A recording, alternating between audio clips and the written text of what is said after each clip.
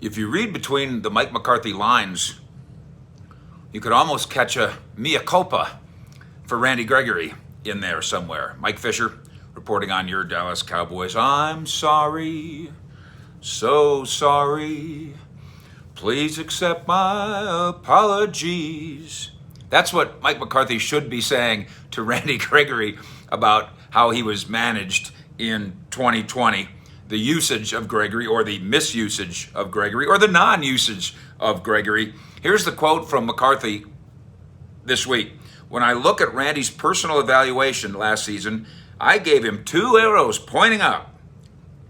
If you recall, we tried to integrate him following his suspension, and we were just trying to be smart. Then, McCarthy says, then you get to the end of the season, and you look at his production, and you're like, well, coach, why the hell didn't he play more? And he says, yeah, I get it. But coach, why the hell didn't he play more? The hope going forward is that McCarthy and staff actually do get it. Because the facts from 2020 are that Randy Gregory, despite the 6-game suspension, was as explosive and productive as any member of that terrible defense. Participated in 10 games and started none of them. Because McCarthy was trying to do what? So when I list the reasons why Mike Nolan, defensive coordinator, gone. Jim Tomsula, defensive line coach, gone. When we list the reasons why they lost their job, the mismanagement of Randy Gregory is high on the list. And McCarthy was their supervisor. We're at minicamp now. This is going to start to change in 2021. Randy Gregory, McCarthy's trying to suggest, is a starter. And if Mike doesn't see that himself, I think his bosses will order him to see it. Midway through last season, I was on 105.3 The Fan, co-hosting on Son and RJ, and I asked Jerry Jones about whether he was disappointed that the staff hadn't found a way to fully utilize Gregory. 28 years old, ready to roll, suspension over with.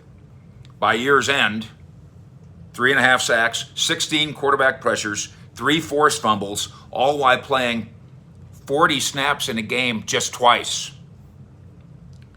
And Jerry answered in the affirmative. Yeah, he was disappointed in it. And Jerry's answer was ominous.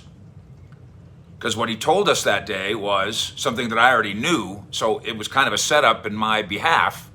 I knew that Jerry had gone into a Monday morning meeting the day before and said, why the hell aren't we playing Randy Gregory? And then we did the interview with Jerry on Tuesday on the radio. The patience that Dallas has shown Randy Gregory, I'm talking about Dallas front office, the ownership, the Joneses, suspended 4 times since he turned pro in 2015, needs to pay off. And for it to pay off, you got to play him.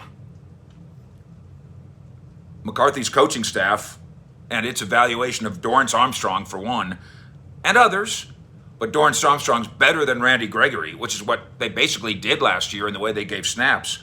Ridiculous. And that's not an indictment of Dorrance Armstrong, who's still here, or Bradley and I still here. Now the couple kids in the draft, they're here. And Terrell Basham has arrived too. But Gregory is being termed all of a sudden the premium guy. That's Mike McCarthy's words. New coordinator Dan Quinn, is he the reason that Randy Gregory has the best chance to be bookended with DeMarcus Lawrence and to do something about it? Contrary to some thoughts, no, this is not about Dan Quinn. This is about Mike McCarthy and his subtle admission that he and his staff goofed last year in mismanaging premium Randy Gregory. That's the reason. McCarthy said recently that he can see Gregory, entering a contract year, by the way, becoming a premier primary player this season.